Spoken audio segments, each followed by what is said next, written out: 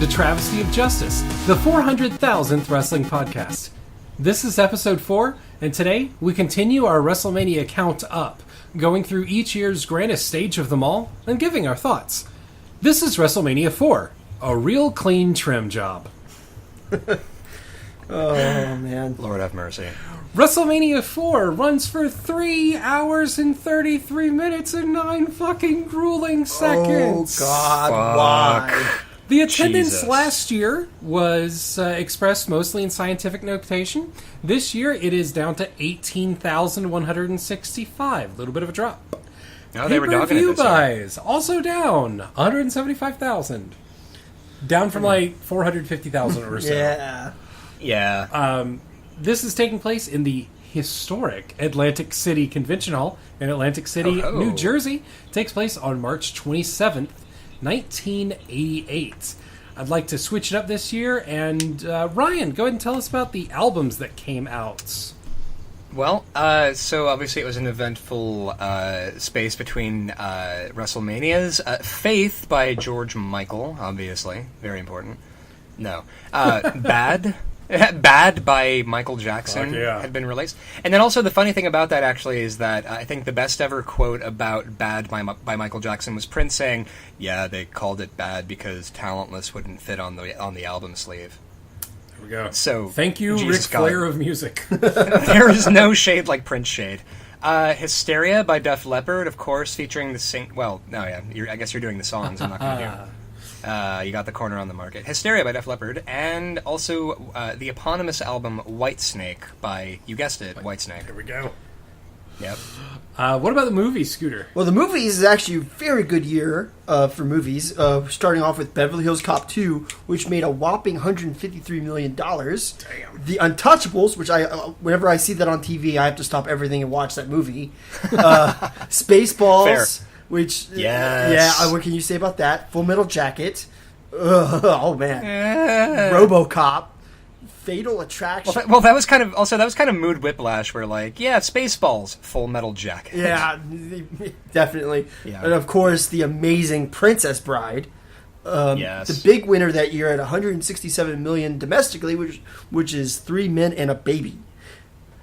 And following that up with Good Morning Vietnam, and that brings us into 1988 with Bloodsport, Fuck Yes Bolo, And fucking Bloodsport. Police Oh my Academy God. 5. Yes. There's a wide range in movies.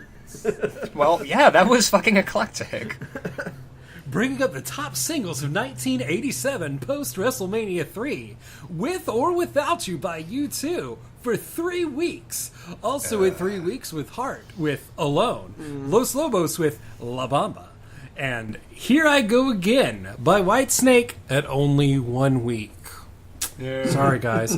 Michael Jackson's Bad only had 2 weeks on the top spot, but Faith by George Michael Yes. had the last 2 weeks of 87 and the first 2 weeks of 88.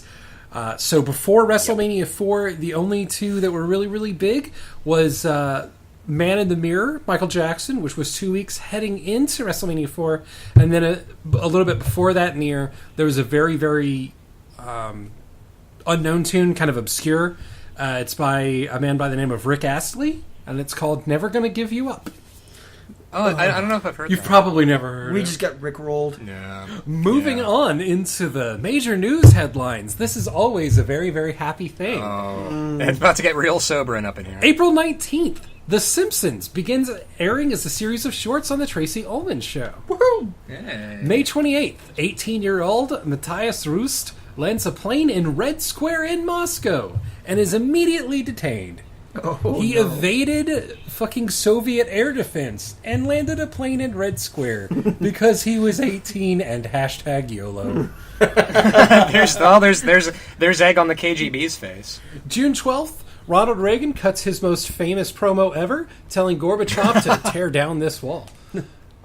July 12th, Konami releases Metal Gear in Japan. Metal for Gear, the MSX2. Metal Gear.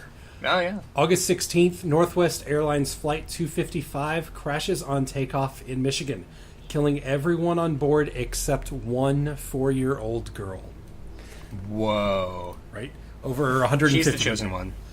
August 19th, ABC News Middle East correspondent Charles Glass escapes his Hezbollah kidnappers after 62 days in captivity. Exactly 1 month later, October 19th, Black Monday, stock market levels fall all over the world. November 12th, the first KFC restaurant opens in mainland China. Yay. November 25th, a Category 5 hurricane, Nina, hits the Philippines, causing immense damage and over 1,000 deaths. Uh-huh. December 17th, Mega Man releases in Japan. The day after that, Final Fantasy is released in Japan. Bam, bam. Moving into 1988, February 13th through the 18th are the 1988 Winter Olympics held in Canada. And March 13th, really cool. I'm going to mess up the pronunciation of this. Gallaudet University, which is a Washington, D.C. university for the deaf, elects Dr. Irving King Jordan as their first deaf president, seen as a major milestone in deaf civil rights. Yeah, good stuff. Now, we've always just had WrestleMania 1, 2, 3. After WrestleMania 3, Vince wanted to go ahead and see, hey, this pay-per-view thing is really good. WrestleMania 3 turned out pretty well. What if we had another one, which gives us Survivor Series? Which has constantly been on the Vince McMahon's chopping block for years now. But it's still hanging in there. And I'd like to point out, like, before we started doing this podcast, I had a vague distaste for Vince McMahon, and the further I go into this fucking swamp, I hate him so much. Well, let's go ahead and see if we can cement that for you.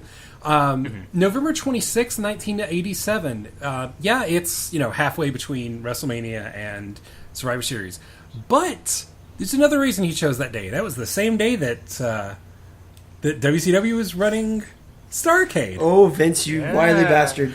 And he threatened to pay-per-view providers and said, if you run Starrcade, you will not get WrestleMania 4. Jesus. Shots fired. Most of them caved in. In January of 1988, we also had the first Royal Rumble, which is referred to as a pay-per-view and is available on the WWE Network. Shameless plug. But it was actually shown on the USA Network. The very first entrant, or the very first two entrants, everybody always looks like number one is like, that's the really cool thing. If you make it from like number one, no one ever looks at number two though. The first two entrants into the very first Royal Rumble were Bret Hart and Tito Santana. Oh. Winning it would be Jim Duggan. Well, Next month, February 88, they had the first episode of The Main Event, which is still the most watched wrestling event ever. 33 million viewers. Good God. That is 13% of the country tuned in to watch Hogan lose the belt to Andre, even though he kicked out at 1. It was revealed that there were 2 look-alike refs. It wasn't an actual ref that had refereed the match and blah, blah, blah. Andre turned over the belt immediately to DiBiase, holding the title for about 47 seconds. Jack Tunney then stripped the belt and named it vacant, which brings us to our tournament at WrestleMania 4. This probably has one of the better Hogan promos ever. Is when he got screwed, he's just like, "How much they pay you? How much did DiBiase pay you? I was toast. Look at the 2 refs; they looked exactly the same." Mean Gene. It was amazing. Yeah, as it turned out, it was Earl Hebner, wasn't it? Earl and Dave Hebner. Yeah, because they had a twin brother. Earl, of course, being the evil twin. Yeah. So our opening of the actual pay-per-view, the Trump Plaza slot machine, we do have slightly different music this time. We get an opening shot of the Trump Plaza. Immediately had me thinking that this was the world's largest circus tent. Crowd does look big, though. It's 18,000 people is not a small number of people. Yeah, but without the porn in an elevator sax, yeah. We get Gladys Knight, who showed up to sing America the Beautiful, accompanied by nothing but the 40 logos on her jacket. You know what? Unaccompanied America the Beautiful and My Country 'Tis of Thee, I really enjoyed it. I thought she did a great job. I just didn't know Gladys Knight was also a NASCAR driver. Right, yeah.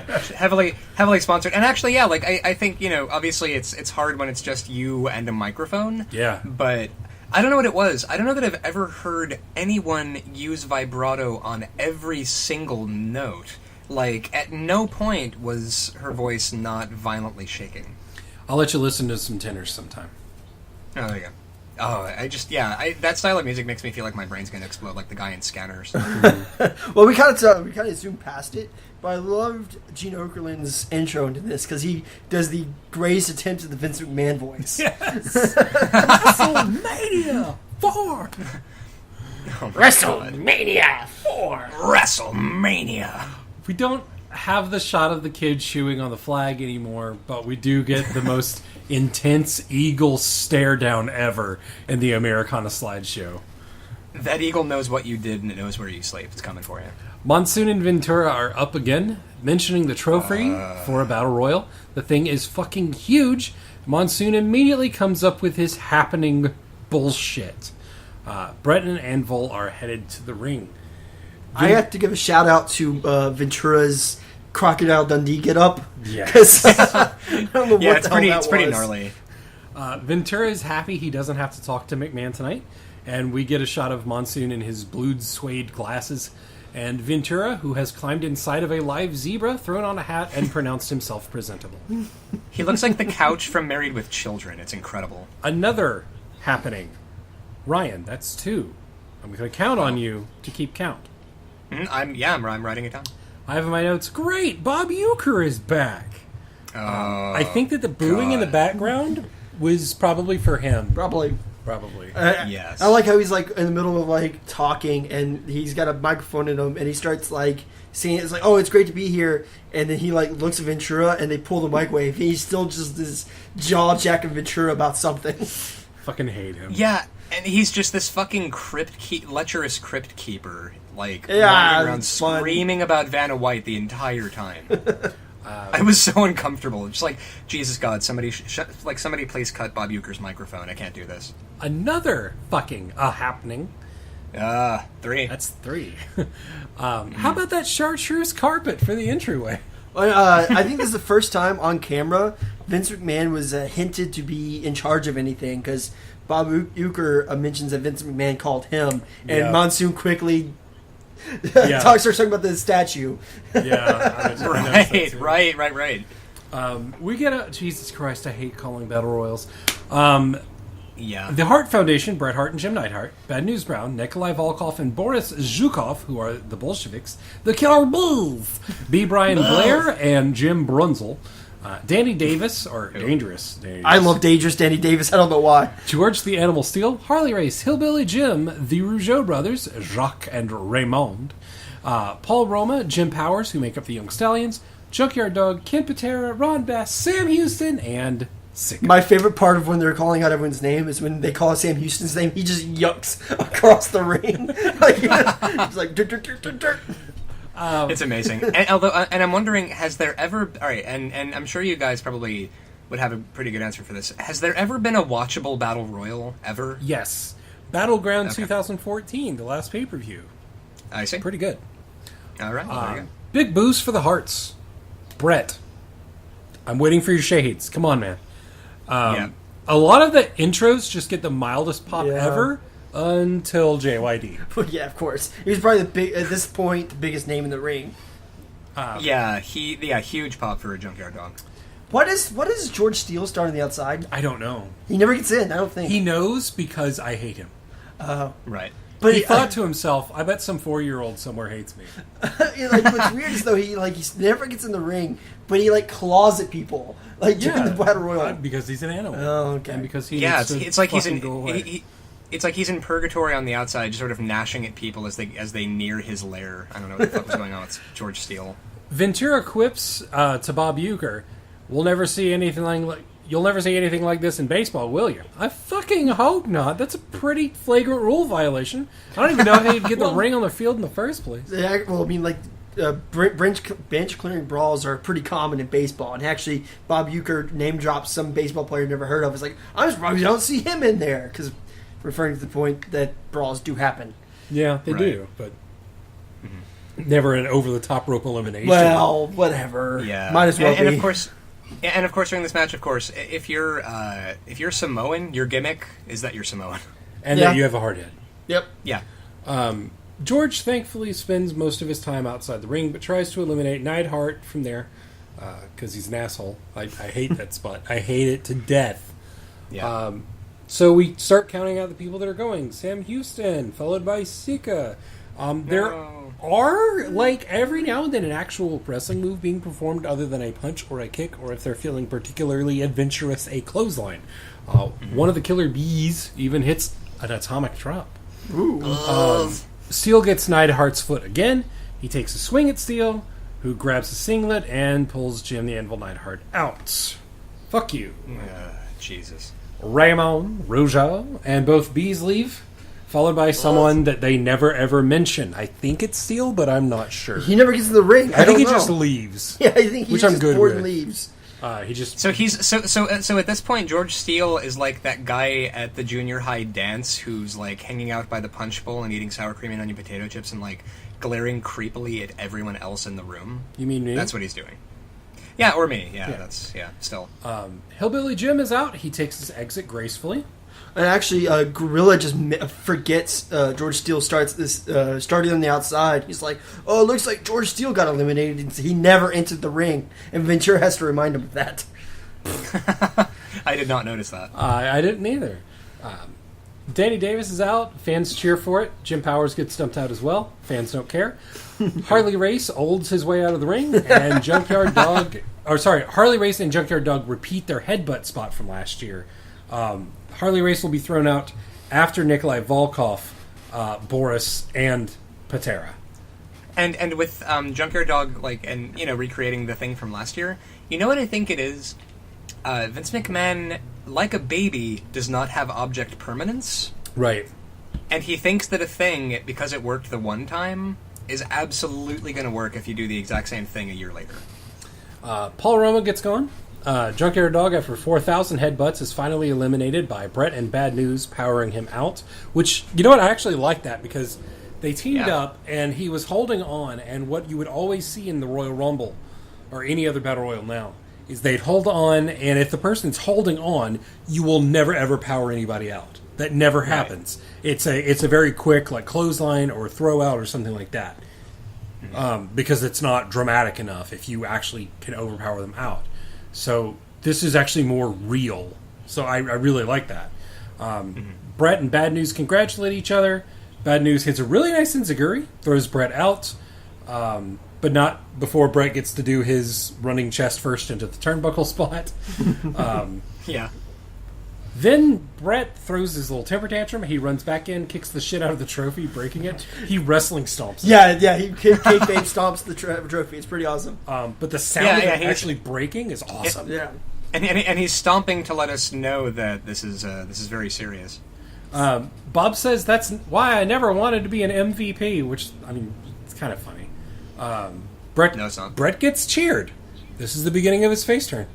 Because he threw a temper tantrum because you know what? People were used to Hogan, so it makes sense.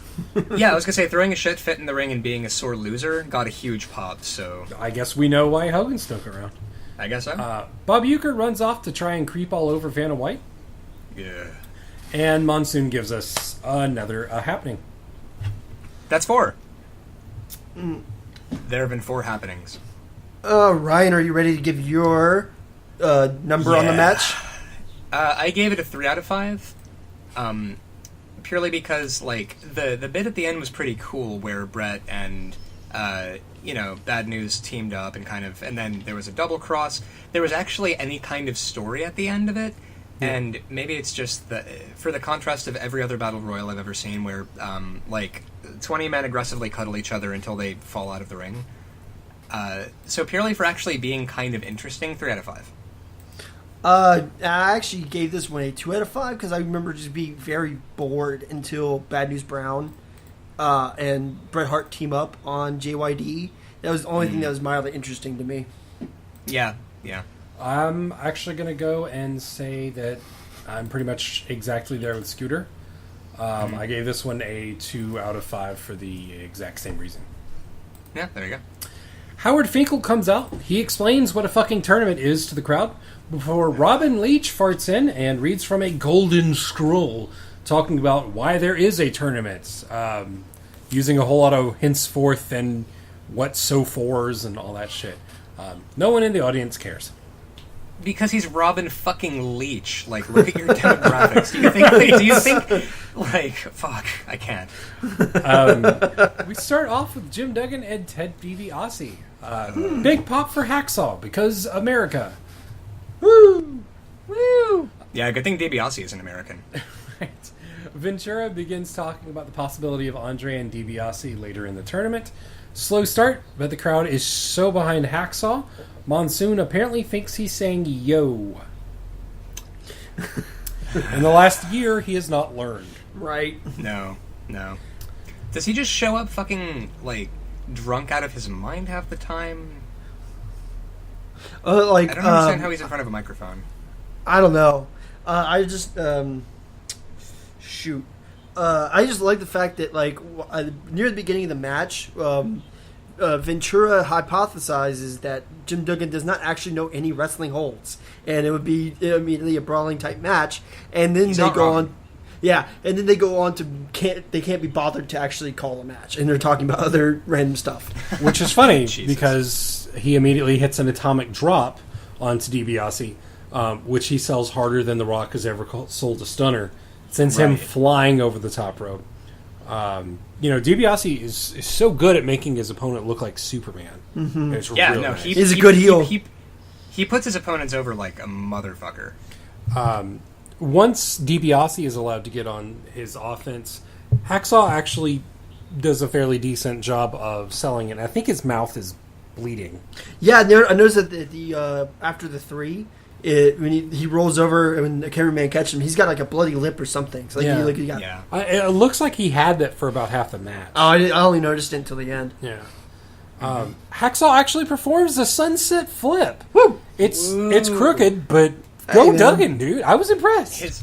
I was impressed, but I was also like, that is the ugliest fucking sunset flip. Well, yeah, it's the ugliest, but shit, dude. I noticed, speaking of DiBiase selling at some point, I just wrote down that flipping makes all of your selling better. Because if I remember it correctly, I think the spot is DiBiase's about to go, is jumping off the top rope and Duggan punches him in the stomach, and to sell it, he just flips over. If I remember, I think that's the sounds about right. That's a really good point. If you need to put your opponent over, and really just do a flip, whatever it is. They did a moonsault on you, flip, get up, flip. And one thing I also noticed about Andre is that he looks so much better in his street clothes, and I noticed that in the eventual pre-tape not pre-tape promos, but like the vignette with him walking around these street clothes, he looked like just better. He looked more energetic, and for some reason when he's in his wrestling gear, it just looks sad. I don't know why. Monsoon reminds us that Duggan's move is the 3-point stance, which is a shoulder tackle. With theatrics. How was this man over? With theatrics. Yeah, how the fuck was Duggan ever over? Because America? Oh yeah, that's why. As Duggan sets up for it, Andre trips Duggan. Duggan turns, gets punched in the mouth by Andre. Right in the mouth. DiBiase knees him in the kidney. Weird knee thing. It didn't really it was very odd. He kneed him in the kidney and then pins him. But he clears his house by swinging his 2x4. Fairly standard match brought up by DiBiase's amazing selling. I'm going to go ahead and give that one a 3 purely from DiBiase and Duggan performing 2 actual moves other than a clothesline. Ryan. Yeah. I also gave it a 3 out of 5 purely because, like, DiBiase was obviously carrying this match. You could tell, like, if it weren't for DiBiase, I mean, I don't know. And DiBiase's sells, I respect the guy for putting over Hacksaw Jim Duggan. Just because, like, can you imagine looking at the card and seeing that you're wrestling this fucknuts and going, oh god, I could be at home, like, field dressing my cat, anything but this, fuck. And then, just sucking it up, selling for him, and of course he won the match, so yeah, 3 out of 5. See, like, DiBiase is great in this match, but on my notes, I just wrote, 2 out of 5. Because that's all I can really say about it. It was a match that happened. I think I have a few of those Yeah. coming up. Scooter, would you say that it was a happening? And it was a happening. All right, well, It was an occurrence. there was an event. There was an event. Gene with Beefer. Man, oh my god, I don't know what it is, but like before, Brutus just kind of was boring, and I didn't really like watching him. But when he becomes the barber, he just flips his shit, and it's just a lot of fun to watch. Yeah, no, before that, he was just kind of like scowling at people, and then he found a magic pair of hedge clippers that unlocked his heart. And had like crazy eyes. But I do love right when Brutus walks into frame, Gino looks down at his crotch and says, "Oh my, what a package!" Boy, actually, yes, no. Marty and I were, I think both wrote that down. That boy, this is incredible. What a package! While staring at Beefcake's right at his dick, looks right at it. Beefcake says, when it's all said and done, I will be the new champion." Cocaine's a hell of a drug. It is. Gene mentions Jimmy Hart, and Beefcake becomes enraptured by jerking off his shears. Clip, Like anyone does. He's a madman. He just fucking runs around and clacks hedge clippers. If someone did that around here, we'd call him an alcoholic. Yeah. Yeah. Next, we have Dino Bravo with Frenchie Martin versus Don Morocco with superstar Billy Graham. What is Frenchie Martin's gimmick? Is he just a French man that wears Yes. like a beret? No, and, no, he's a Frenchman. Oh. That's No, it. as established, whatever your nationality is, that's your gimmick. Dino Bravo gets entrance music while he's already in the ring. Awesome. Well, thanks for that. Don Morocco gets a pretty huge pop as he gets Yeah. entrance music as well, but he is roided out of his mind. It was scary. Ventura keeps saying he's heard "I'll be back" in the dressing room and name drops the Terminator. Hey, Scooter. Hey, what's up? I don't know who that's in reference to. He was talking about superstar Billy Graham, who came out with The Rock Don Morocco, and he said even though motherfucker was walking around with a cane, apparently he was telling people in the locker room he'd be back. He was never back. He was. I was gonna say, was he? No, he wasn't. Although he looks a lot better now, oddly enough, than he did back then. He looked overly tan and just weird. Now he looks a lot more reasonable. They keep reminding us that there is a 15-minute time limit on all these matches. Thus far, the Battle Royal was only 9 minutes 43.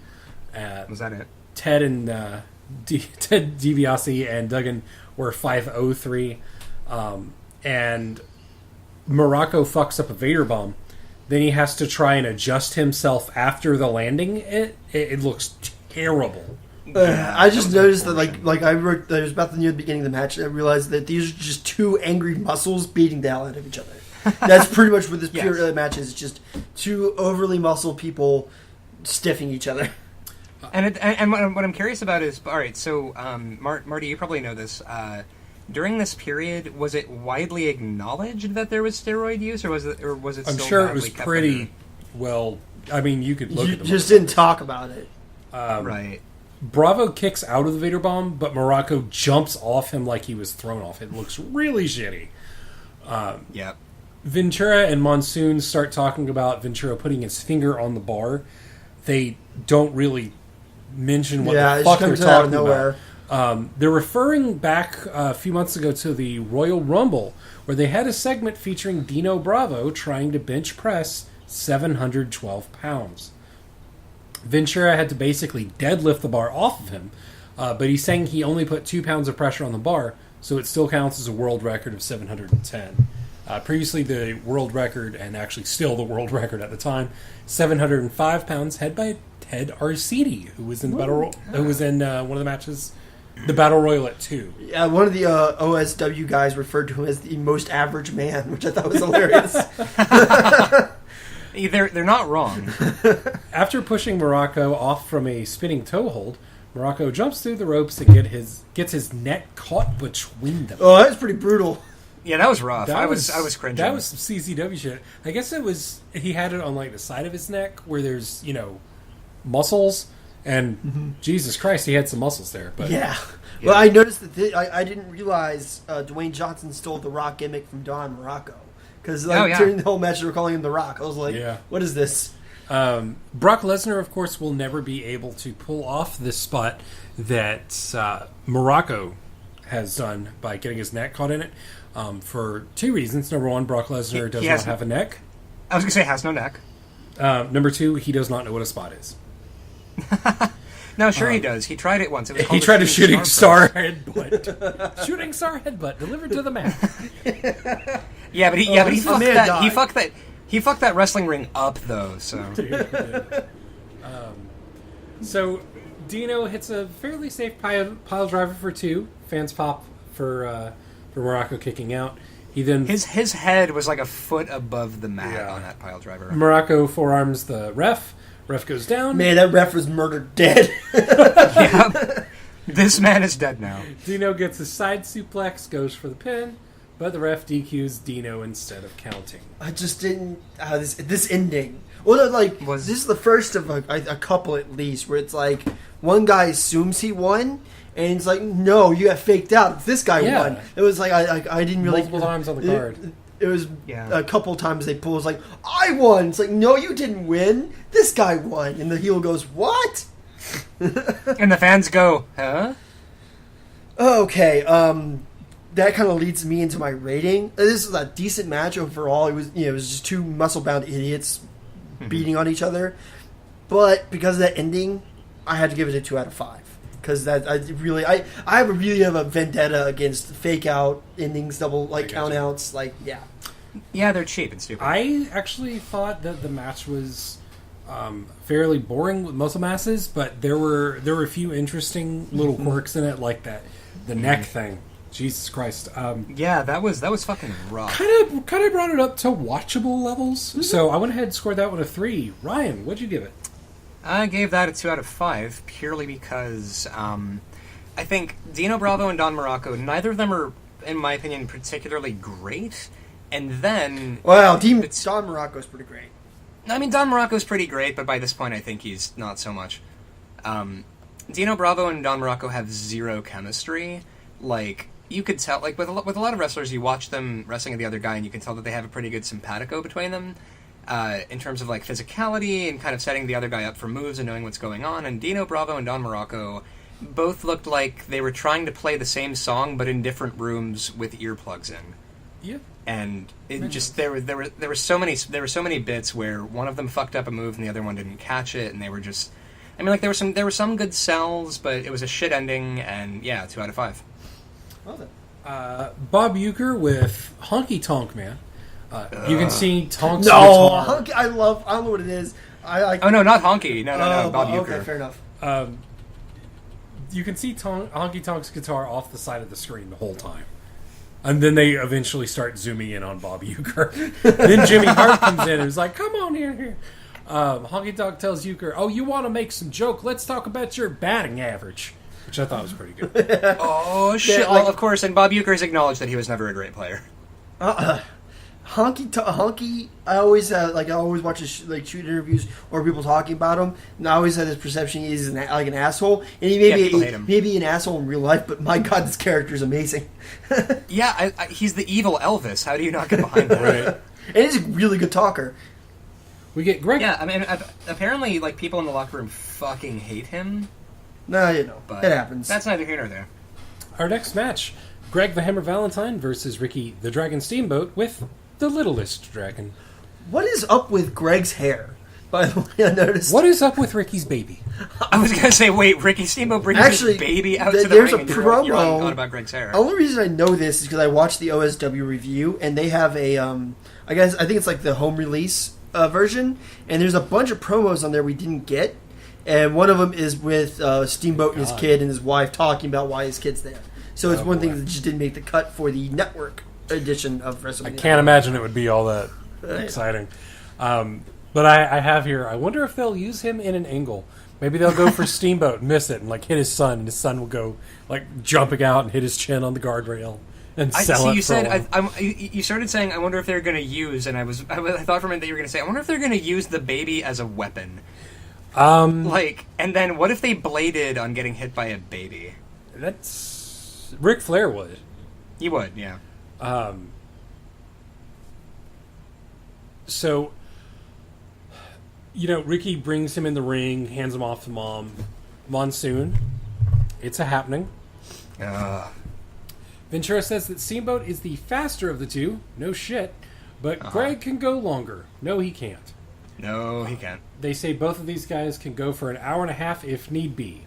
Leave me No, they cannot. Greg is gassed at 2 minutes in. Monsoon calls Ricky the excellence of execution as he skins the cat. God damn it. He drop kicks Valentine, who bounces off the ropes.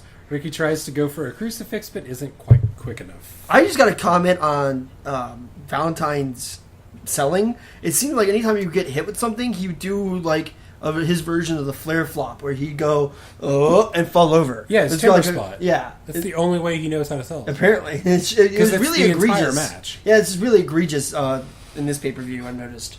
Yeah, and I noticed. I think that Ricky Steamboat, of course, knew by this point that Greg Valentine is way past his prime. Yeah, and there were so many bits where you could tell that he was about to try to do something cool and then decided against it.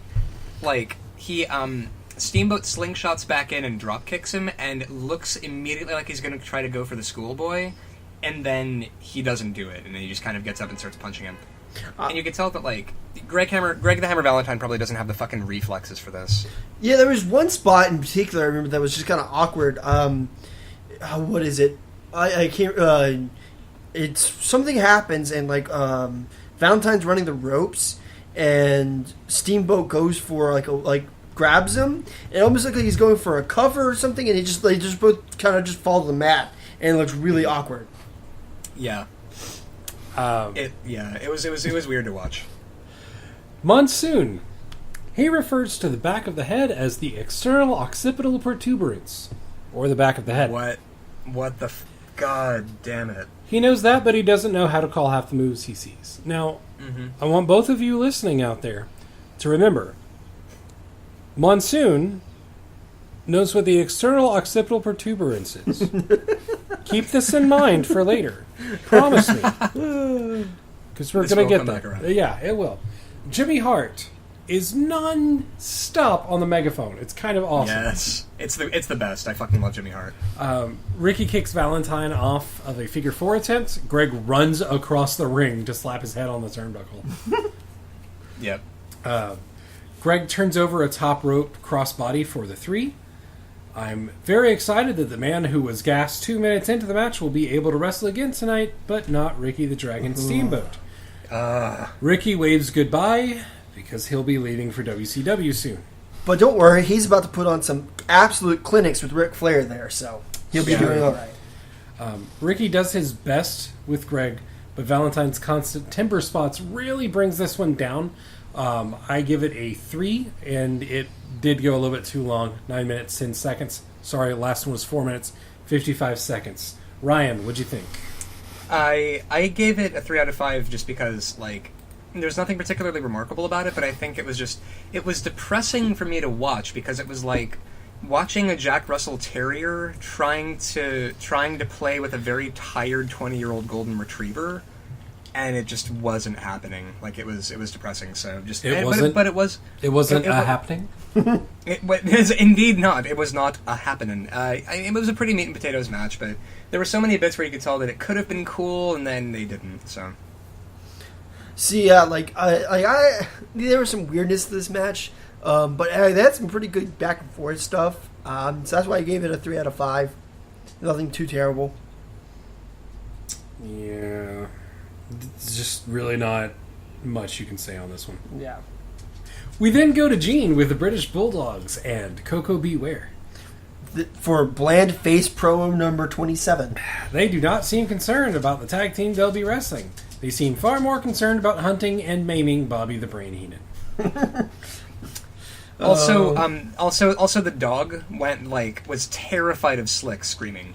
Mm-hmm. But we'll get to that. The dog went whale-eyed and was like, "Why is this man doing this to me?" We come out to the natural Butch Reed with Slick versus Macho Man Randy Savage. Reed, he has entrance music, but is already in the ring. I'm pretty sure that's actually Slick's entrance music, but I'm not sure. You know what? That might be true. Who can say? Big pop for Macho. Now, last year he was heel, although there were some cheers for him. Since he was gaining in popularity despite being a heel, he slowly just kind of went with it and started being less of an asshole to everybody. Except Elizabeth. Yeah. And sure. Then here we are, and he's face, so we're good. Yeah. Why not? Yep. Macho is... Could it be because Hogan was off to film a movie? Yeah. Suburban Commando? Nope. Even worse. Mr. No Mom? holds barred. Yelling Man Mom Nanny? Macho is color coordinated with Elizabeth until he takes his robe off. Butch Reed gets a bit of posing in at the beginning. Macho as always begins bumping around like a madman. Yep. Yeah, like Ventura says, the Natural's going to need to use power stuff to win against the Macho Man. I was like, what kind? Use power stuff? Look at him. It's half muscle. Of course, he's going to be using power stuff. Power stuff. Like, no, I thought he was going to prance. I thought he was going to sort of like cavort like a ballerina and maybe drop a few elbows on him from the rafters. What the fuck do you think Butch Reed is going to do? Yes. But then oddly, like, Butch Reed was carrying this match? Well, because, like, there was... I mean, Macho barely did anything in this match, and I think it's because he knew he was going to have to wrestle later that night a few more times. 3 more times. He was... I mean, Macho just didn't get a whole lot of offense in, but he was hopping around all over the place. Yeah. Well, I mean, he was selling, but... Dude... That's a lot of fucking work. No. But that's what I'm saying. Like, Randy Savage, obviously, he's a great wrestler, so, like, he was selling, but I'm pretty sure the reason it was basically, like, the natural Butch Reed wiping his dick on Randy Savage for, like, 3 minutes, and then Randy Savage hits the flying elbow and wins. Well, you have to kind of, like, this kind of pay-per-view with the tournament going through it, you kind of have to, knowing, spoiler alert, that Macho wins, you kind of have to, like, beat him down a little bit so he's kind of the underdog.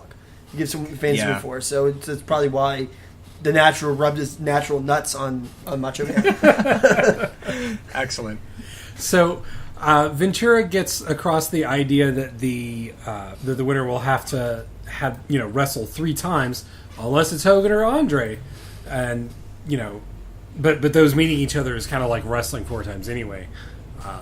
Reed hits a really nice clothesline. Looks really devastating. Macho Man throws Reed from the top, catches him with a flying elbow for the 3 and 4 minutes and 8 seconds. Decent match. Quick and well booked. And then as they head back to Bob Uecker, Jesse asks, do we have to? Please say we don't. I gave this one a 4. Scooter, what about you? I mean, like, I can't really say too much about it. That it was a match. It was inoffensive. Macho Man bumped. It kind of told a decent story. So I'm going to have to go with a 3. Yeah, I apparently had more fun with it. Ryan. Yeah, I gave it a 3 out of 5 just because like and this is the problem with like I don't know like meta watching, like knowing that Randy Savage is going to have to wrestle a bunch more times. It completely informed my watching of the match that I think Macho was trying to take it easy because he knew he was going to have to wrestle a bunch more. Makes sense. But yeah, no. I as far as stories go, like getting the snot kicked out of him by Butch Reed until the very end when he hits a flying elbow and that somehow wins the match. I thought it was a lousy. It's a story. finishing move. Yes, but without anything else behind it. Just yes, but the wounded. So man there was this all of a one sudden time on WWE Raw where it was John Cena and Randy Orton versus like everybody on Raw. Oh, yeah. And people kept running, and like a dude would run in and get hit with a RKO Diamond Cutter and be out for 3. Yeah. Because, it's a finishing move. Yeah. Right, no, yeah. It's true. finish. But like that's my thing is like, yeah, sure, his flying elbow is the finishing move, but like zero build up to anything else. Like he did like 3 moves to the guy and then pinned him, and I was kind of like, well, okay. he was working over that like chest region, so when he drops the elbow, it'd be even more devastating. Yeah, because he hit him a few times. Yeah, right, because he like jabbed him once or twice. Come on, and, like, do you know wrestling psychology? He breathes heavily on Butch Reed's nipples. I think we all saw it. Whew, I mean, come on, it's devastating. Right? Bob Uecker with Bobby Heenan and the Islanders. I have one thing written about this. Bobby Heenan says, you had 700,000 votes to get into the Hall of Fame. But you'd have had more, but you ran out of stamps. That's awesome. No, I love one of my favorite things about this promo is like the entire time Bobby Heenan is talking, the Islanders are sitting there just wringing their hands. No matter what he's talking about, they're just sitting there going, it was like, absolutely. You guys get nothing better to offer than to wring your hands for this promo? I mean, they really don't. No, that's pretty much you it. shut your mouth. One of those guys is Ming in there. Ming's Dude, awesome. I know. One-man gang with Slick versus Bam Bam Bigelow. Yay, with Bam Bam! Humperdinck. Yay! Literally my first note is, oh shit, Bam Bam, get I it. like Bam Bam. I can't help it. Right? It is. Acrobatic. It's Bam Bam Bigelow's first WrestleMania. On the WWE Network, we get his theme as some really intense infomercial backing track. Who the hell was Bam Bam's manager, by the way? Did they even say his name? Humperdinck. Who? Engelbert Humperdinck. I don't remember this man at all. They didn't even talk about him. And he didn't have for anything in the match. He was just there. Okay, wait, Marty, I need to know if you're fucking with me, because I don't know if I went into a fugue state after the Battle Royal, and, like, empires rose and fall in how long this pay-per-view was, and I didn't realize that his manager was Engelbert Humperdinck. Was Bam Bam Bigelow actually managed by Engelbert Humperdinck? That is who they announced. No, bullshit. There's no way. There's no fucking way. The one-man gang is already in the ring with no theme. I have here... I'm dying over here. What is wrong with Humperdinck's? I was going to say eyes, but everything. He was a weird troll-looking man. Bam Bam gets some selling in before getting in a bit of offense. Cartwheeling. And That's so flopping awesome. on him. That's so awesome. Cartwheel Yes. flop. But like one of those flops was the worst splash I've ever seen. Yeah, that was the one. Oh, it was a nightmare. Followed quickly by the worst crossbody ever. He barely gets off the ground. Although we do get a big pop for his headbutt. His headbutt does more damage because it's on fire. Yeah. Also, I was gonna say it's tattooed. Yeah. That means it's Clearly. scary. Slick pulls the rope down for Bam Bam to go over it. Looks really dangerous. Yeah, it Looks does. fucking awesome. I just love that. I like Slick turns to the crowd. It's like, what? I didn't do nothing.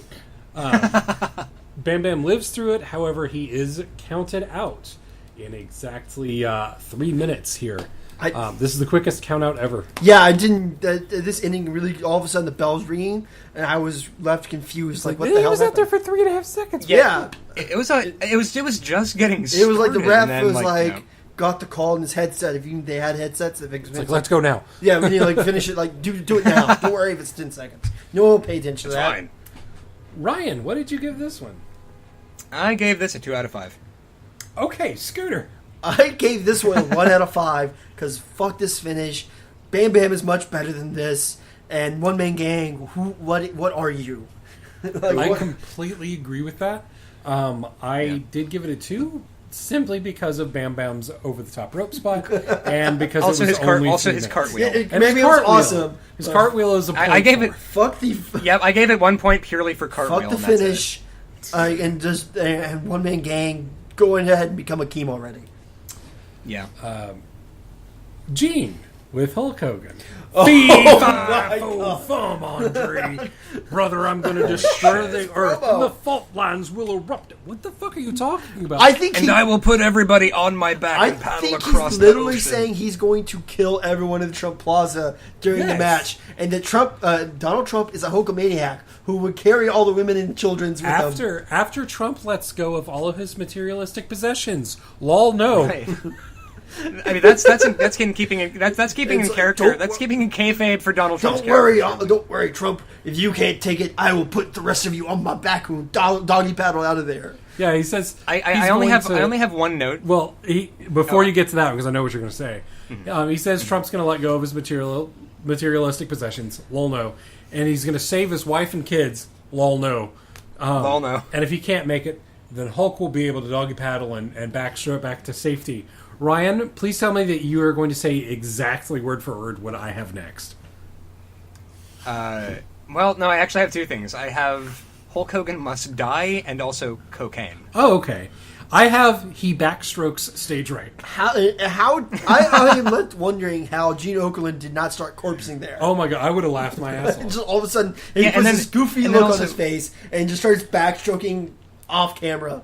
And he just, Gene Okerlund's a damn professional. We're not Yes. laughing. Yeah. And then also, of course, I was watching this with my girlfriend, and she pointed out that, like, when Gene Okerlund interviews women and they express any kind of emotion, he's like, ladies, calm down. And then she pointed out, like, isn't it weird how he doesn't tell Hulk Hogan to calm the fuck down? Like, after his screaming promo. What are you going to do? Yeah. Women, right? Yeah. Am I right? Rick Rude with Bobby Heenan versus It's so awesome. Jake Roberts. Yes. Another. Oh my God. Wait, no. Another happening. No, even that can't ruin this. Even that can't bring Rick me down about how Rude's excited I porno am. sax music to his entrance. He cuts a promo before the match. He says, after all, they are in Atlantic City at a casino.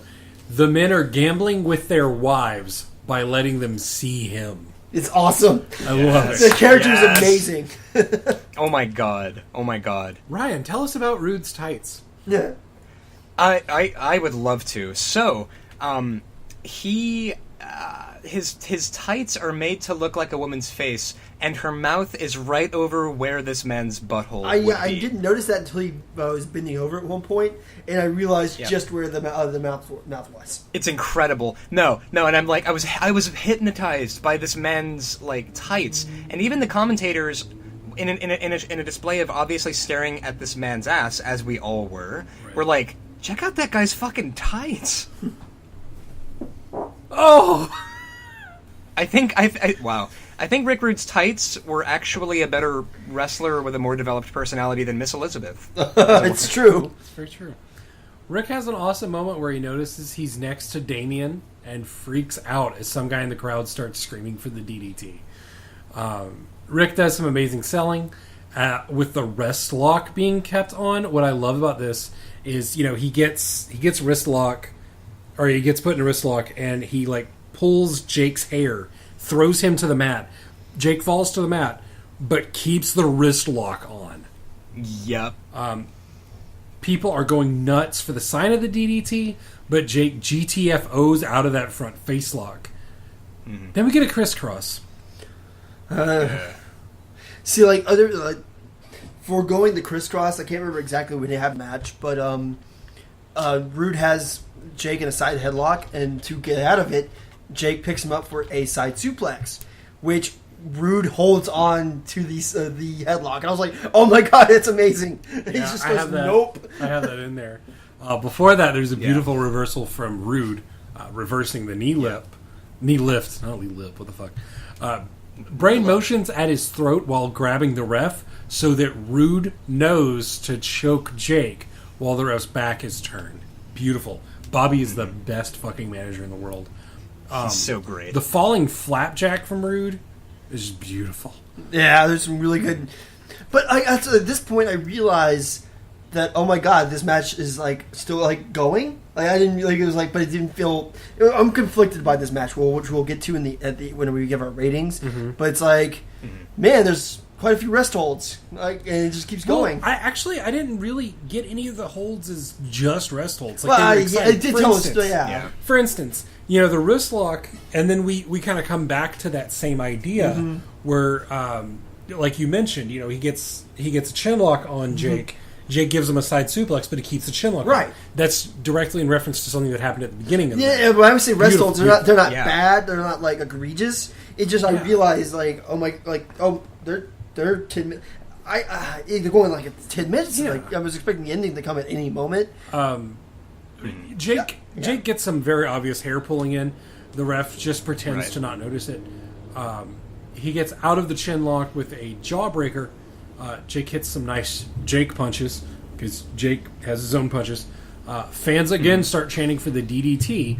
We get a close-up of Rude's face with a giant snot trail in his mustache. Oh, awesome. Right, yeah. Rude counters the DDT again, running him into the turnbuckle. Really nice gut buster for Jake, and the commentators are going on and on and on about the 15-minute time limit. We get it, guys. You don't have to beat us over the head with it.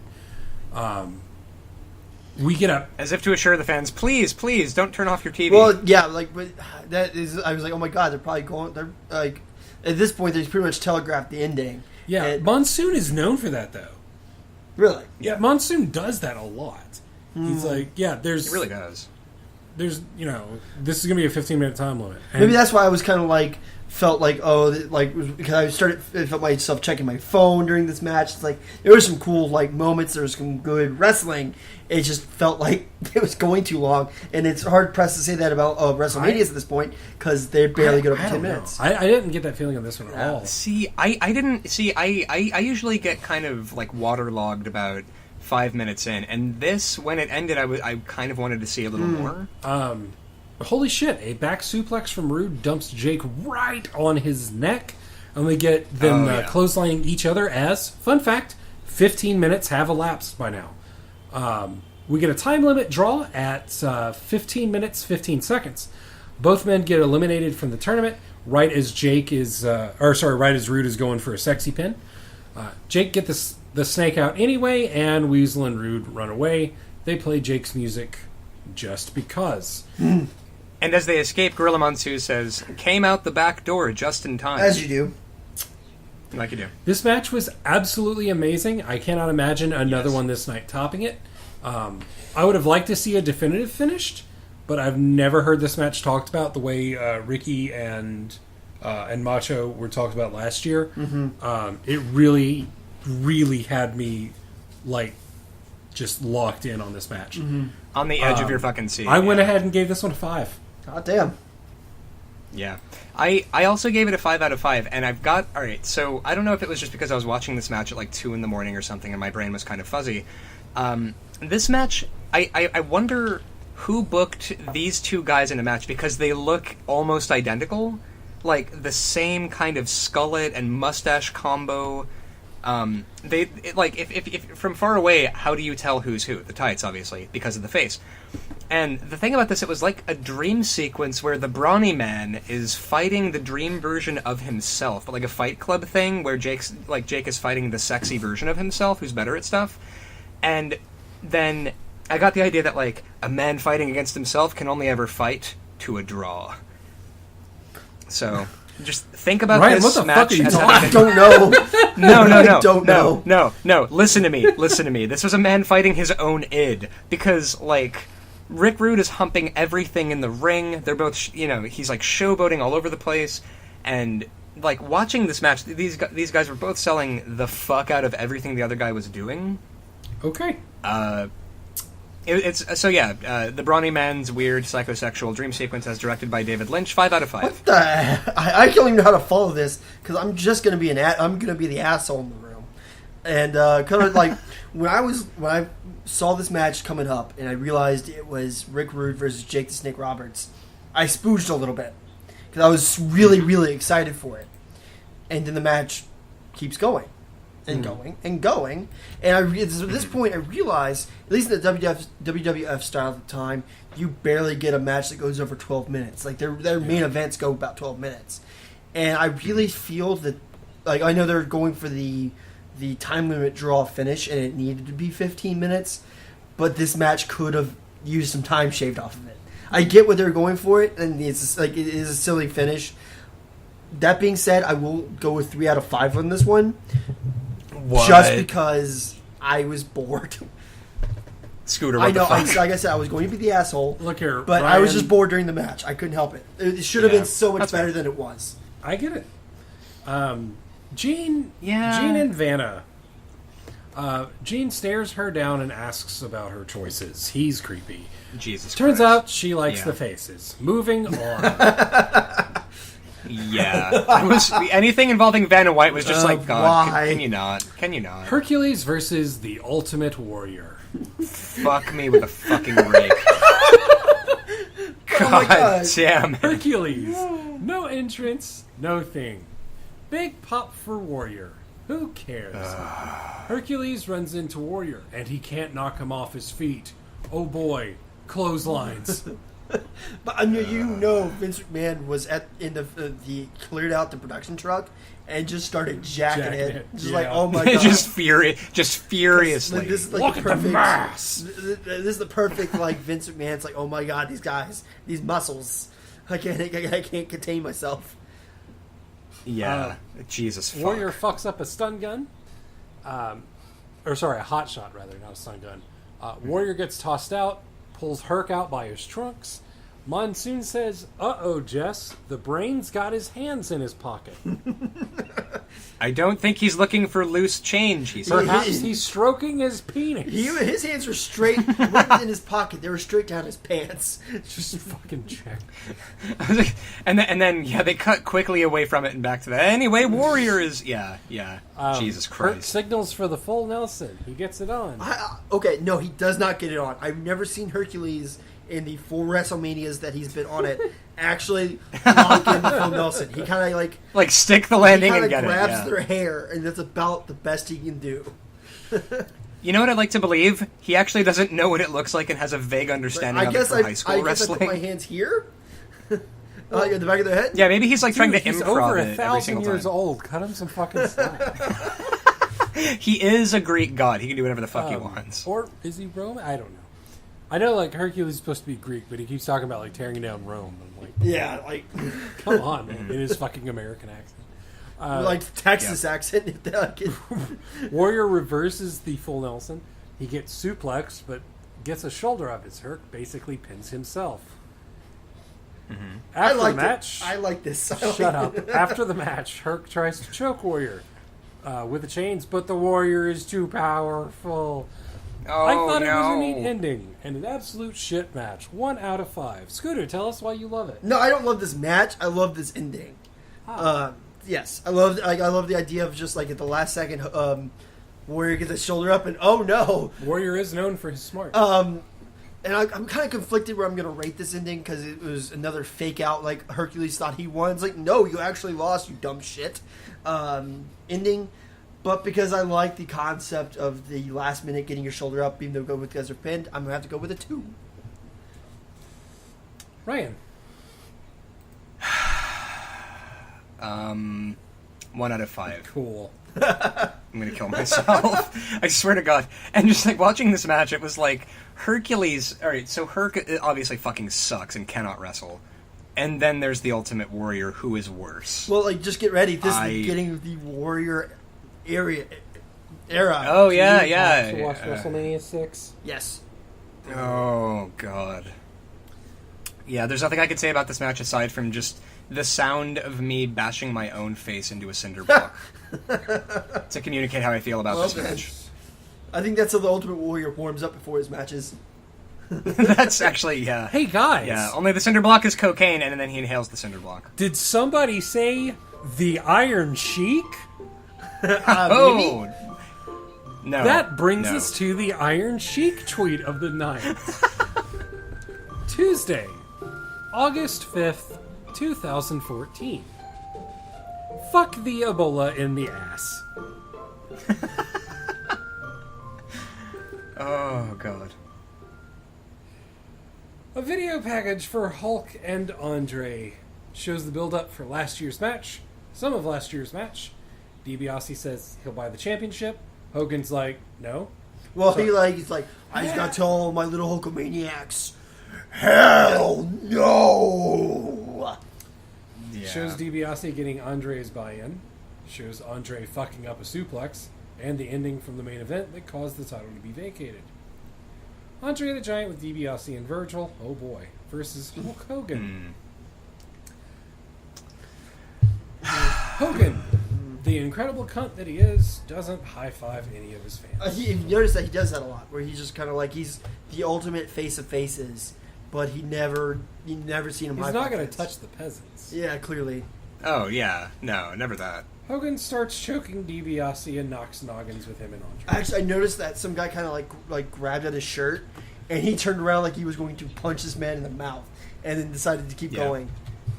Which is good. I would have loved for him to knock some fucking fan out. Oh, if you pulled the CM Punk and just gave him a back fist, hell. That'd be great. I mean, there was that one time in WCW that an old woman took swings at Hollywood Hulk Hogan's face. What about that time that the guy jumped the rail and attacked Scott Steiner in WCW on Nitro? There was that one Scott time. Steiner punched him in the face. Or that one and there time was a nothing fan left. rolled in and tried to kill Eddie Guerrero when he was off climbing, the ladder. when he was pressing RVD. Jesus. Oh, man.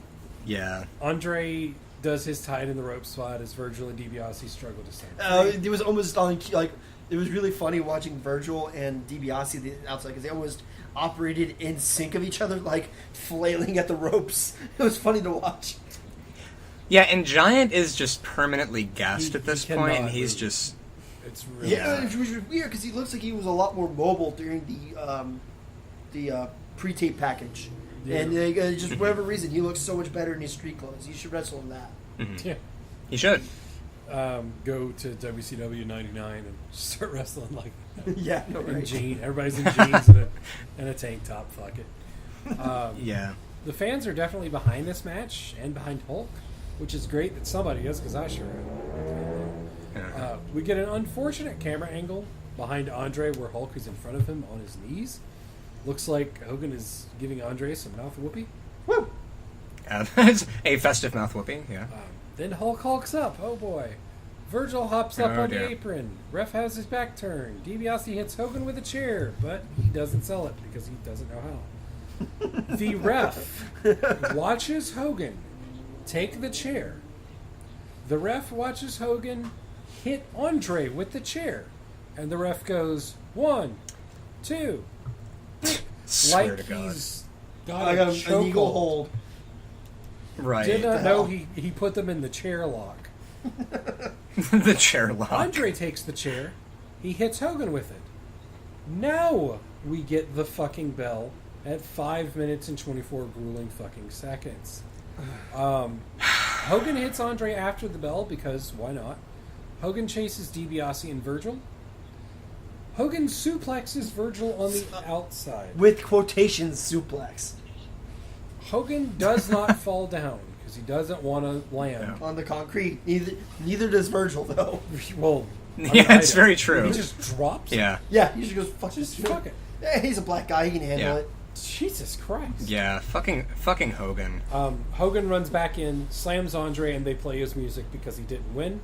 Hogan starts posing down. Posing longer than the match. They have to loop his music.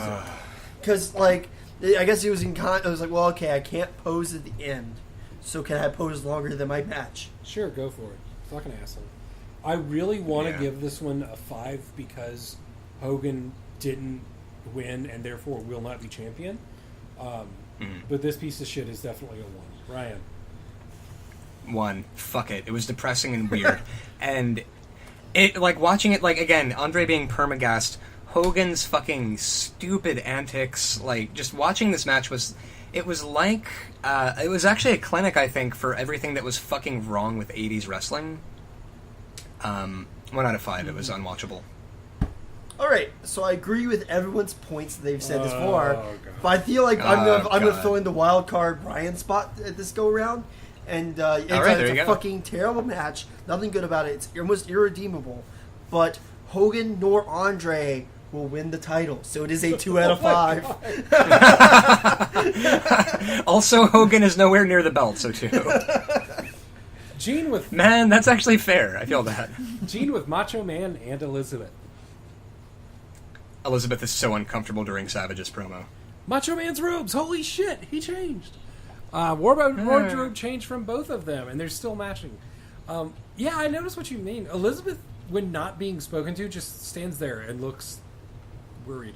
Just averts her eyes like she's abused. Which, Yes. I mean, we don't know all the details she might have been. It's never really been reported on. They just had like Hogan. Sorry, not, I spoke there. Macho Man was notoriously protective of Elizabeth backstage, and that's kind of where a lot of this I.e. possessive. so like he was. I don't think there was any downright abuse, but she did wind up fucking Hogan at some point during the late '80s, which what actually led to the Mega Powers exploding. So there's that. There are so many better dildos. You don't really have to use Hulk Hogan. Don Morocco and DiBiase.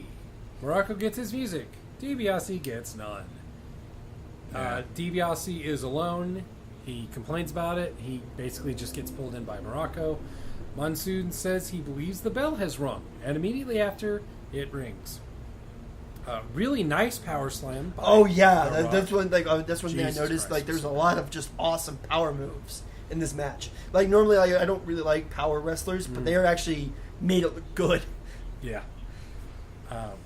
Both men tired from their first match. Yeah, DiBiase still sounds like a boss. as you do. Yeah, they're dogging it.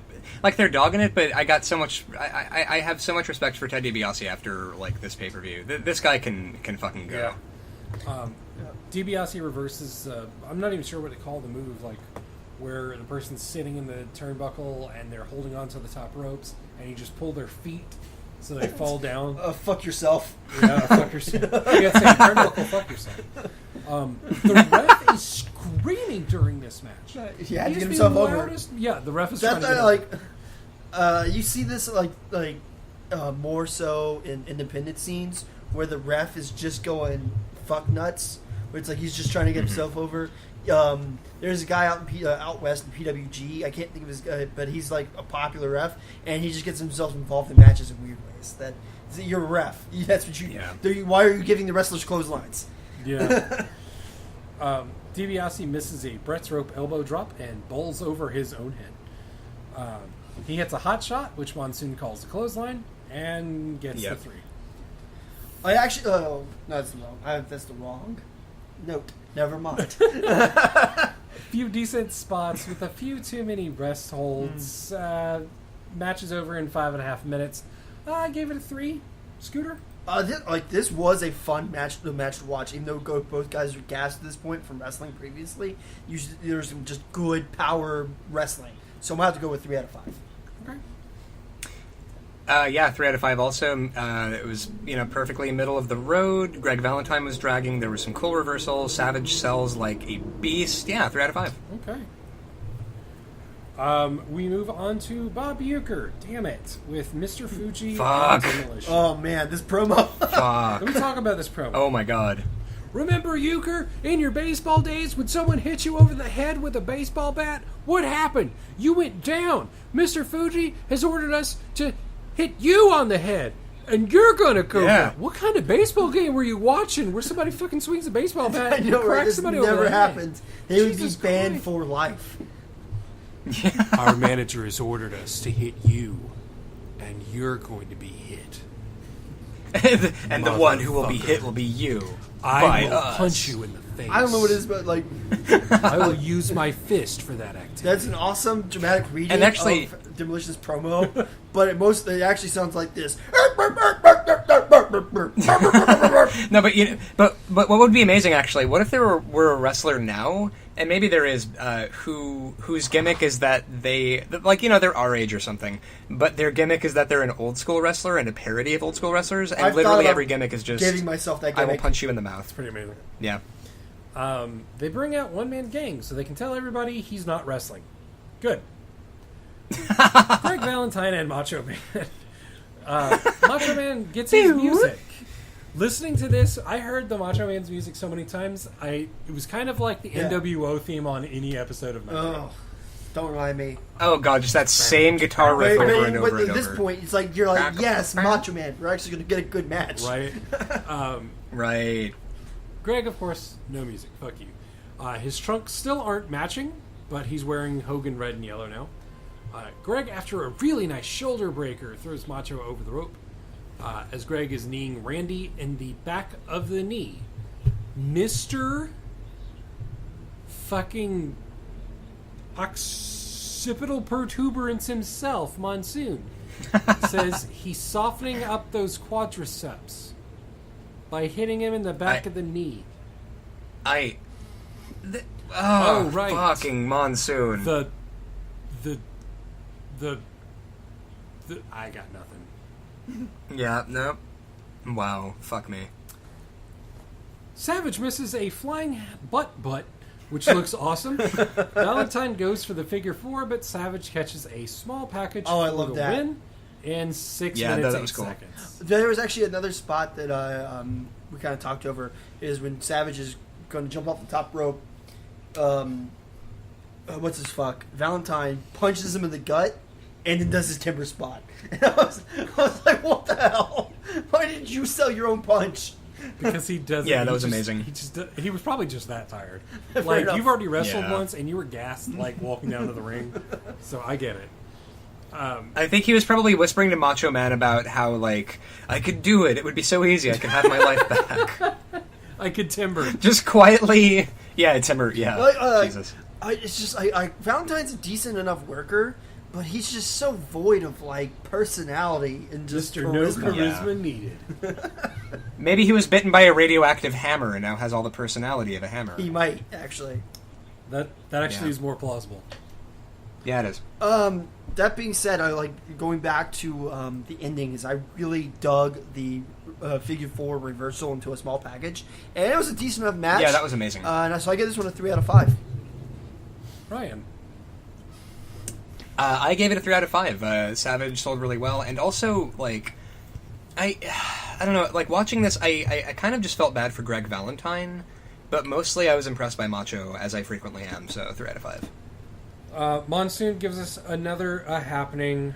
Really, I just said both men are just too tired, and then Monsoon at the end, he gave us a happening. So, gotta call it a 2. Fucking, yeah. Oh, wait, you're giving it a 2 based purely on Gorilla Monsoon? Both men Oh, okay. just too tired to really pull it off as a 2.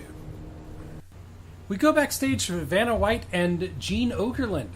They remind us of the current tournament positions, and that's all. Thanks so much for that. Yeah. Well, yay! Man, I'm so glad that Vanna White's presence here is completely necessary, you know? It's amazing. Like, there are just so many elements working to make this pay-per-view the spectacular that it is, you know? The Honky Tonk Man with Jimmy Hart and Peggy Sue, actually Sherry Martel, Yay. versus Brutus the Barber Beefcake.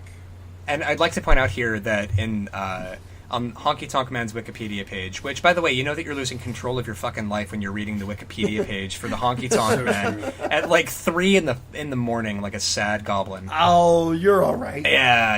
You could be masturbating. I mean that goes without saying. And there was a little bit on Honky Tonk Man's page that referred to the Beefcake Honky feud, and immediately I couldn't stop laughing because I'm like, Beefcake Honky feud is most of the feuds in the 80s. Yeah. Well, you know. Yeah. So Honky Tonk gets a theme, and Peggy Sue, who has the longest pearl necklace in history. Lol. Brutus has 2 spots where he catches a punch or a kick, waits about 10 minutes before doing something. The second one has Brutus giving Honky Tonk Man's hair a rustle. It was awesome though. It was awesome, like little fucking with his hair. Yeah, it's just like he's constantly touching It's his hair. funny though. I liked Oh, I get it. He's a barber. Yeah, he's gonna cut his hair. I see. It's ring psychology, right at 1. Yeah, get it. right there. Jesus. Right there. It's like a master class in ring psychology. Brutus grabs the rope and counters the shake, rattle, and roll. Gets a sleeper hold on. Honky does a good job of selling the sleeper hold. Like a terrified squid, this man.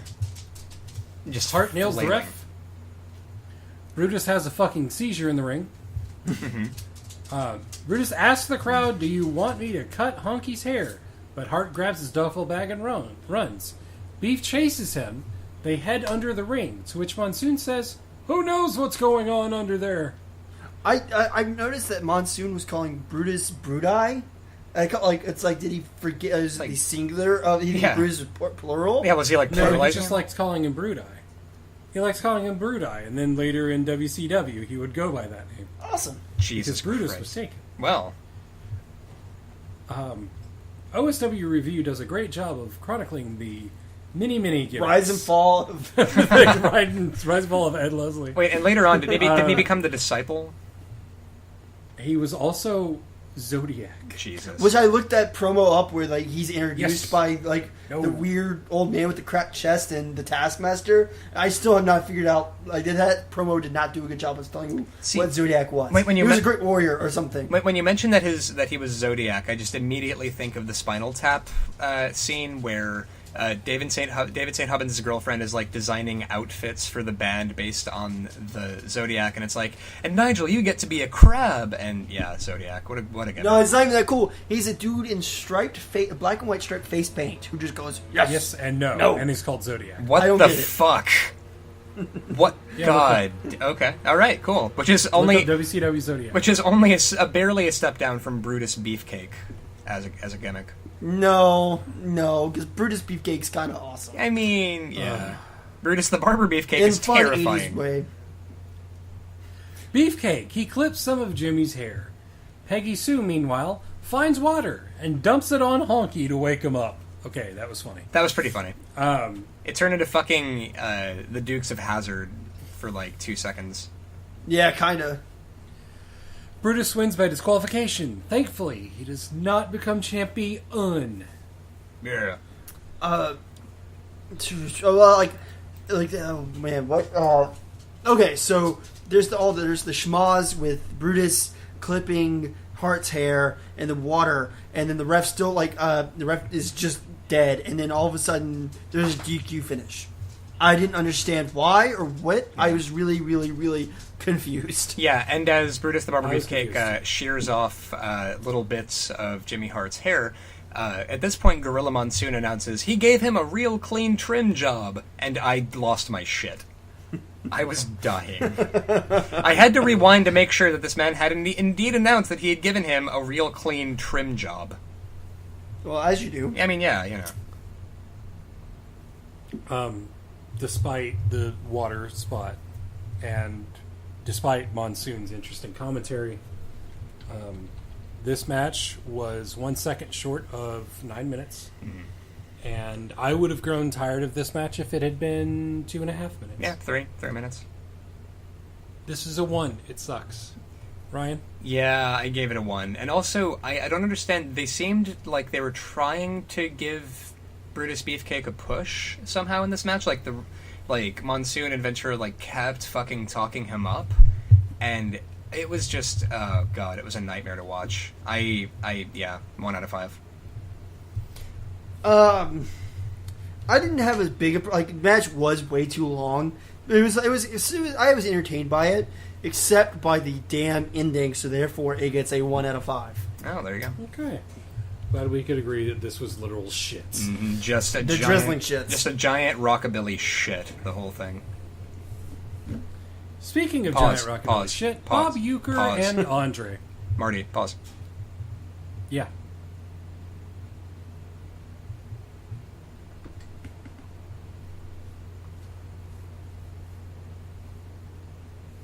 Yeah, no, that's what I'm saying. There's a pause here. Oh, I'm sorry. Jesus, Marty. Shut your fucking mouth. I knew what he was trying to do there. I thought you were I thought your girlfriend was on fire or something. He said, "Oh my god, my girlfriend's on fire." He just started screaming, "Pause! Pause!" Like it was on VCR. And I started wildly making the timeout symbol with my hands like a heel.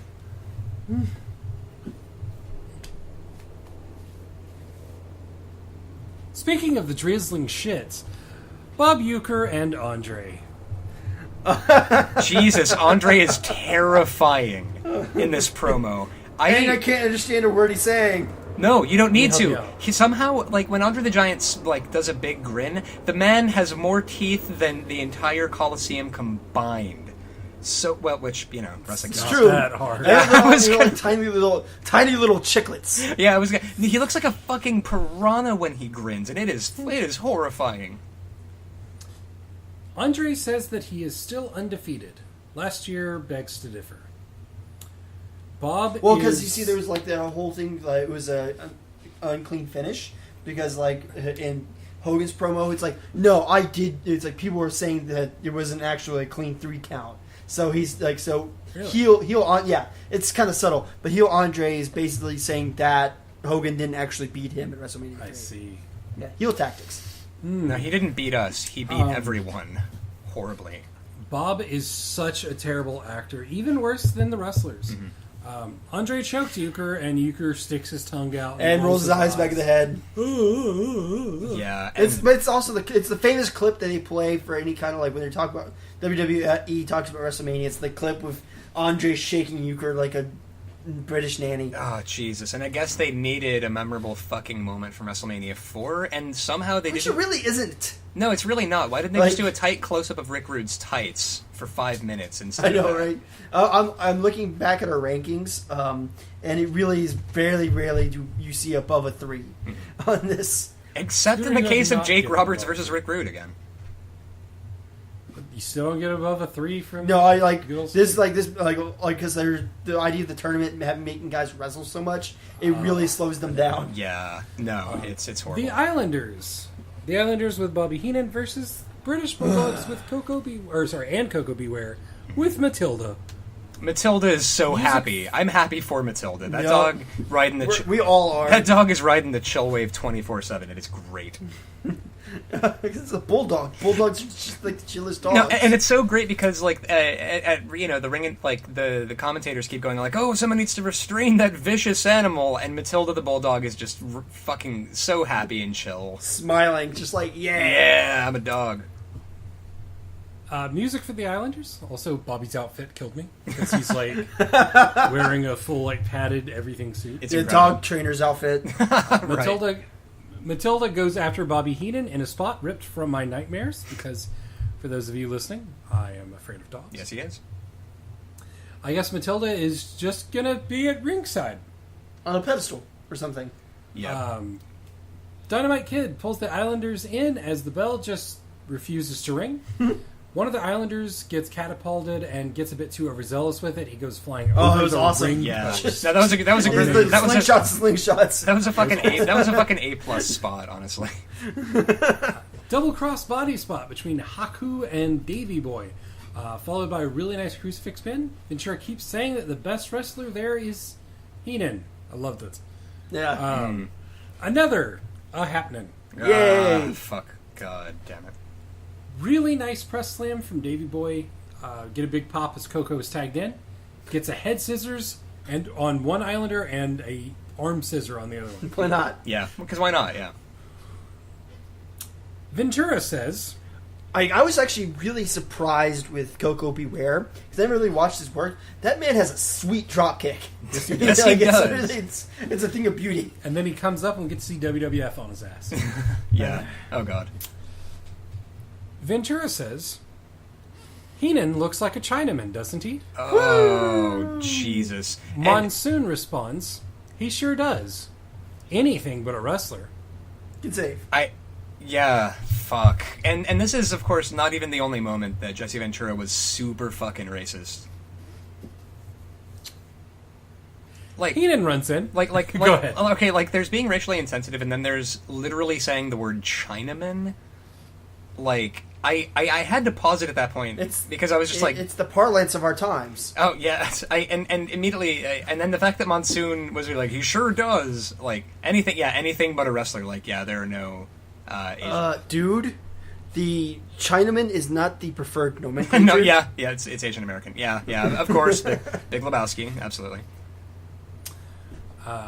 Heenan runs in, kicks Dynamite in the head a few times, and then runs the fuck out. That's awesome. I loved it. Yeah, Ventura mentions that it's just a matter of time before Matilda pisses on the ring post. Oh, which good. begs the question, how would they have handled it if she just started dumping ass? at Well, WrestleMania? that happened in the Attitude Era where they had like Al Snow and the Big Boss Man and a Kendall from Hell match where they had a bunch of dogs and they just all started dumping ass. I guess Matilda might actually be a for real like trained acting dog.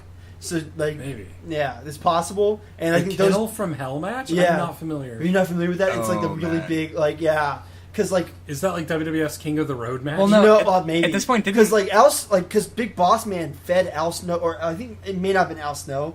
I can't remember the other He guy. fed but someone their fed own dog. his own dog, and that's why they had a Kennel from Hell match. like literally, he made like what chili out of the guy's It's- dog. yeah, Yeah. It was basically Hell in a Cell, but there was dogs in there. Dark times, and Yeah. then also I loved Jesus that Christ. later on with Matilda, the happiest bulldog that ever happied. Like, doesn't Davy Boy like pick Matilda up and put him on one of the retreating members of the Islanders? Yes, but that is after the match. Okay. Calm your tits. Well, I'll Jesus. try to calm down. I just get We excited haven't over even got to the part. We haven't got to the part where Coco starts flapping up, Oh yeah, just like flapping up is the best thing in the world. flaps up on Heenan. Fuck yes. Big schmoz break down. both Islanders throw Heenan onto a splash on Coco. It's pretty awesome. I like this ending. I did it. For the 3. The Islanders and Heenan win in 7 minutes, 35 seconds. At this point, British Bulldog chases after Heenan with Matilda. Ryan, what were you saying about that? Oh, no, yeah, just that. So, of course, as they're running away and, kind of, oh no, they're being pursued by the Bulldogs, they, Matilda, the happiest Bulldog in the world, is running after them. And I think Davy Boy picks Matilda up and puts him on one of the puts Matilda on one of the Islanders. And, Heenan, they're... I think. Yeah, Heenan. Was it Heenan? Yeah. And I think, Monsoon was like, oh no, he's savaging, Matilda is savaging Heenan, this horrible animal. And I think she was licking his face. Well, he just has to, keep throwing Matilda at him. Right. Yeah. Because Matilda's like, I don't want to be... I don't want to do this. I want to just chill. Yeah, Matilda's like... it's a bulldog. Yeah, because... and Matilda is like, there are so many people in this arena, and they're all screaming, and they all smell like something, and I'm kind of overloaded here. And he's like, I'm going to throw you at Bobby Heenan. Because, if you want to, have a attack dog spot, you shouldn't have chosen a bulldog for... I know, I get it. It's an English bulldog, and they're the British bulldogs. Right, yeah. But it's the least vicious dog, one of the least vicious dogs. Yeah, and of course, never... I have a pit bull, and nobody loves talking about fucking pit bulls more than people who own pit bulls, but... Pit bulls are awesome. I like pit bulls. No, pit bulls, they do better on temperament tests than golden retrievers. They are the chillest. They're big fucking babies. Well, they can flip out or be crazy, but they're not unmanageable. Well, they just have a lot of energy. They can, they have a high prey drive, so tiny furry animals they freak out, but they love people. It's really... Yeah. The only reason that a pit bull or a bulldog would attack a person is if they thought their owner was in danger, or they thought their owner would be really pleased with them for doing so. Yep. So, that's my 2 cents. You're here. Ventura is announced. The crowd goes ahead and recognizes him, and Monsoon tells him to commit suicide. What? No, he was like, don't do this, or you'll find... He said, don't do No, it. he said, just take a few more steps. And you'll be out of... Yeah, you'll be out of wrestling. Yeah, that time It'll all be over. That time that I didn't understand what this was. I could have my I was life sitting back. here, it's was the pay-per-view running short and they needed to, and Vince told Fink to say he's one of the best in the world, best people in the world. It's why is he posing now? This is 3.5 fucking hours long. Why are we wasting time on him posing on some weird little pedestal? Yeah, that could have actually I didn't get it. That could have been the subtitle for WrestleMania 4. Gorilla Monsoon encourages Jesse Ventura to commit suicide. I just didn't get. I had no understanding what this was. Yeah. Pointless. 1 out of 5 wouldn't watch it again. The start of the match had some really nice little spots, and for the size they are, both teams can really wrestle, not just power moves. I mean, power moves, but some really nice stuff in there. And Heenan's antics Or awesome. loved Yes. it. I pooped out a 4 on this one. Scooter. I also pooped out a 4. I just thought it was very entertaining. Probably one of the more entertaining matches of the night. Yeah, I gave it a 3 out of 5 purely because the ending was total dildos. This might be my default match of the night just because What? it was You're one wrong. more exciting matches. You are incorrect. I know, I get it. One-man gang with Slick versus Randy Savage with Elizabeth. No music for the one-man gang because fuck him. Another outfit change between the two. That is WrestleMania. Elizabeth just never wants to be there. Nope. That's the only problem. We don't want her. We don't want her to be there either. Oh, Great leaping.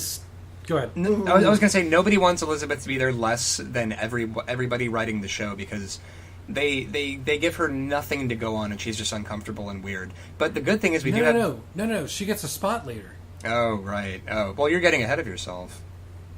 I know. Yeah. I'm just letting you know, buddy. Oh God. That's providing intrigue for. I see what you're doing there. Great leaping stun gun from Macho. He is the tiredest man. he is the workhorse of this pay-per-view. Yeah, really is. God bless him. While the ref is bothering to drool over Elizabeth, Slick tosses the cane in. Gang tries the laziest hits ever. Macho rolls away from them. The ref sees DQ. Ryan. 1 out of 5. Fuck this match. Scooter. 1 out of 5. Fuck this match. Was this even a match? 1 out of 5. Fuck whatever it was. It was point. It's just It's just the way it's like, okay, we can't have Randy Savage legitimately wrestle 4 matches this night, so it's just kind of like, okay, like feed him to the one-man gang and have a kerfuffle. Yeah, and I think that Vince McMahon thinks that maybe it's kind of a gamble to have people wrestling several times in the night, but for Christ's sake, how did he think this was a good idea? Yeah, don't do that. No. Vanna White and Jean again. Ugh. Jean stares at Vanna's ass as she leaves. Bob Uecker runs in so he can be creepy. Yeah. Demolition with Mr. Fuji versus Strike Force, the current champions. Man, the most bland Who? face team ever. I was gonna say who? Yeah. They're the little known Rick Martel. Rick Martel's awesome. Tito's all right, but man, there's those two. That pairing is just so bland. Yeah. Speaking of bland, Demolition gets the music, as does Strike Force. This is the world's most boring match. That is the note that I have for it. Yeah, it's kind of a nothing. Yeah, some cool tag Fuji- moves, and then also Jesse Ventura gets really fucking racist about Tito Santana. Imagine that. Like he's like, oh, he's gonna have to He's gonna have to go back to selling tacos in Mexico, and they kept calling him Chico and Chino instead of. Well, actually, Chico is one of his ring names. Actually, I didn't realize this until Wikipedia Tito Santana. Oh, but at various moments he went by Chico. Oh, see, there you go. Not in the- I assume that Jesse Ventura was just being shitty and racist. No, it might have been an That's a good affection. It might actually be an affectionate nickname. Oh, there you go. Fuji tosses in a cane because we have not seen that recently. Demolition hits, I think, Martel with the cane, and we get the 3 new champions. Scooter. Yeah, this I feel that someone had recently watched the Road Warrior, and that's what they got the idea for Demolition. Right. And they just put 2 40-year-olds in face SMA gear, and that's the first time I've ever really seen Demolition work. And I was not really impressed because it was a very boring match. Yes. Therefore, it is a 2 out of 5. Ryan. 1 out of 5. And the thing is, Ventura accidentally had a moment of clarity when he said, Demolition doesn't use a lot of wrestling moves, but they win. And he is totally right. They win the match, and there were 2 moves. There were some cool, there were some cool tag team moves, but Demolition fucking sucks, and Strike Force is like a box of Nabisco crackers. Fuck this match. 1 out of 5. Milk toast. Yeah. 1 out of 5, fuck this match. Yep. Would not watch. Would not watch. Bob Uecker introduces the main event. Why? And on his way down, a fan jumps the barricade and hugs him with a giant cigarette in his mouth before being carted off by Caesar. So awesome. and Bob Uecker had an appropriately flatulent entrance theme. Did you notice? It's vaguely a baseball theme. I don't know, Because that's the sound that I picture following this fucking lecher everywhere he goes, is just farts all the time. Well, you got to think it's a step up from lusting after Moolah. At least this year he's lusting after Vanna White. Oh, He said that this year he got his eyes fixed. Jesus Christ. Bob Uecker gets no pop. The crowd is pretty much done with the show. Yeah. Yep. I would be too. Yeah. Vanna White, however, gets a major one. So 1987, last year, Playboy released a special edition that showed Vanna White in some see-through lingerie that her boyfriend had taken. Highly recommended. But the pics were from before she hopped up on Wheel of Fortune. She had also released an autobiography that year. Oh, there you go. She would have a cameo on Married with Children, where they did an indecent proposal but switched around the genders. She played Coco, offered Peggy a check for a ton of money in exchange for Owl. Owl? Wow. Owl But Bundy. Peggy eventually returns it in order What to the keep fuck? him. How's that an owl noise? I don't know. I'm not a birdologist. See, you know what it is? A birdologist. You're still high from the antics of Coco Beware and his flapping. We are... Peggy, It's 2 a.m. Yeah, She's that's fair. raised. That's fair. she also did the voice of Roxanne on one episode of the Super Mario Brothers Super Show. Oh, good. Which also featured Milli Vanilli at one point. And Captain Lou Albano. Yeah. Yay! We tied it back into wrestling. High Yay! five. Vanna kisses Bob's cheek and he comes his pants. Oh my god. He did that creepy thing where he's like, kiss me on the cheek. Kiss me on the cheek. Kiss me on the cheek. And it is like watching a clammy handshake. It is unfucking comfortable. DiBiase and Macho for the vacated title. Well, and thank God Robin Leach came back. Right? Oh, I was so worried. I was so worried that glorious son of a bitch would never come back. Elizabeth is terrified of the fans. And I gotta say, I was really looking forward to this match. Just on paper, DiBiase versus Randy Savage. Yep. But the fact this is like after each of them wrestled about 3 times each, it's like they're not gonna probably get the best match out of them. Yeah. But just on paper, it's a really good match. I have written I would shit my pants if I got to see this match when both hadn't already wrestled 7 times. Right, when they're actually at full steam. Elizabeth is terrified of the fans and of everything else. Don't touch me. Andre grabs Macho's leg twice. We get a Hogan chant. Monsoon starts calling for his outside ref. Where are you, Yeah. Muhammad You know, Ali? Muhammad Ali. Boy, I'm really proud of him for making it to the end of the pay-per-view before he pulled that shit again. DiBiase sells the stun gun so hard, butt overhead. Hot damn. Great. Ass Savage tells Elizabeth over something. $1 million tea kettle. It was great. Savage tells Elizabeth something. She leaves, and we get more Hogan chants. Here comes Wow, Hogan. you people are sheep. Sheeple, I say. Wake up, sheep! Here comes Hogan with Elizabeth, and he is making the world's most hilarious face. Brother.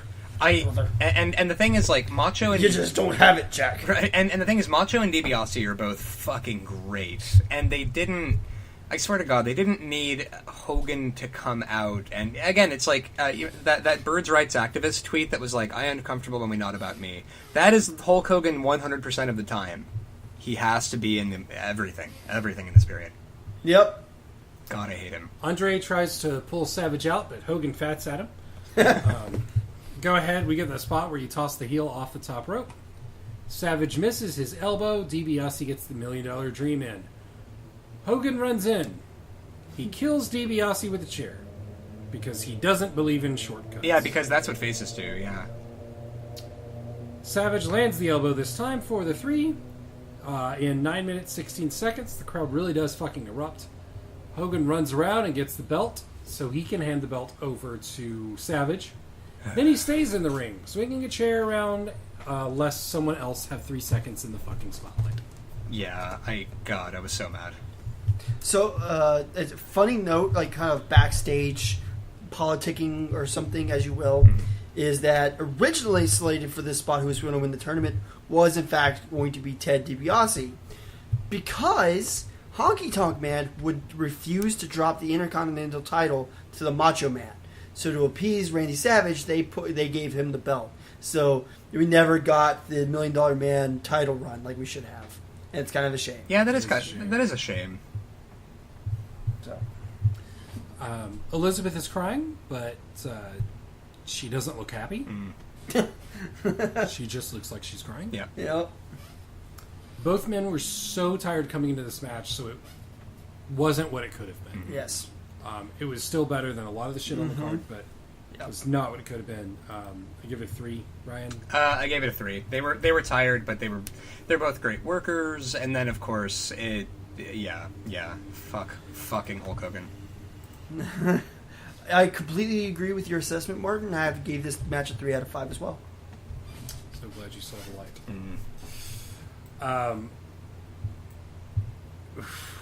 I mean, when you look at how we kind of rated everything, normally we try and give a rating for the pay-per-view overall. This time I figured, why not let our scores actually tell it? So it looks like, Scooter, you rated this one the lowest. At a dead even 2. Yeah, it's funny. It's funny. I didn't even get it decimals. It's just straight up a 2. Ryan, you got a 2.4. Out of 5? I gave it... Yes. And I gave it a 2.4. This sucks. It is. Like, a lot of filler. You should. What we're going to do is we're going to post on our site, which we'll talk about here in a moment. We'll post all the times on the WWE Network so you can kind of know when this match is going to start. But on this one, watch Jake Roberts and Rick Rude, and look at the Islanders and the British Bulldogs, and that's pretty much it. Pretty much it. Yeah. Yeah, because That's what this podcast felt like. Oh, sorry, podcast. This podcast was definitely filler. This pay-per-view, like a lot of these matches, just legitimately felt like filler. It's like, oh, we need to fill out this tournament, so let's just throw matches out there and see how they do. Yeah, and as I'm watching this, I'm so confused about how they eventually won out over WCW, because like if all I had to go on was this pay-per-view, I would be completely baffled by the worldwide fuck-off success of wrestling. You you didn't watch WCW in the 90s, I take it then. Yeah, because it's correct. very clear. I would look up, like, there's a law WCW, like there's on Reddit, people are running down the stupidest moments of WCW, and oh my god.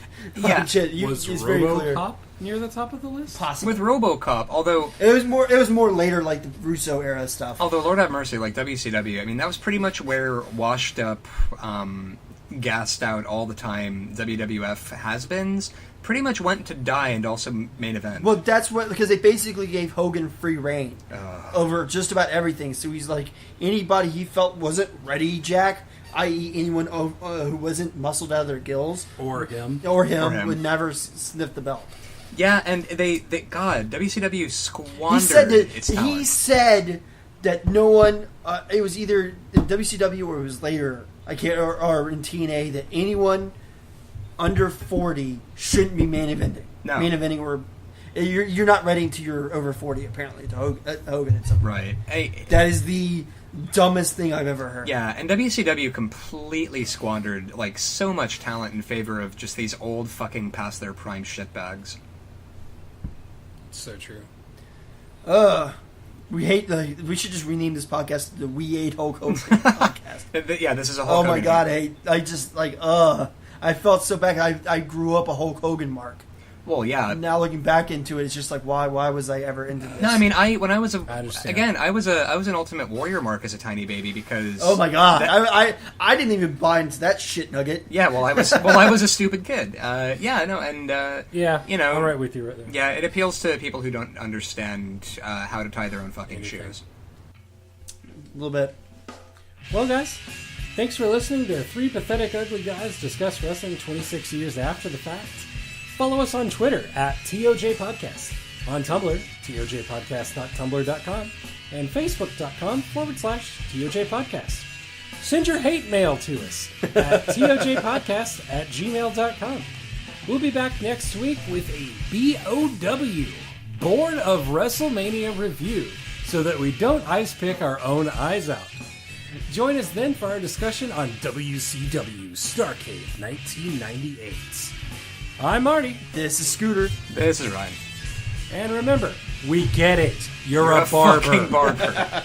barber. Cut his hair already. Good night, everybody.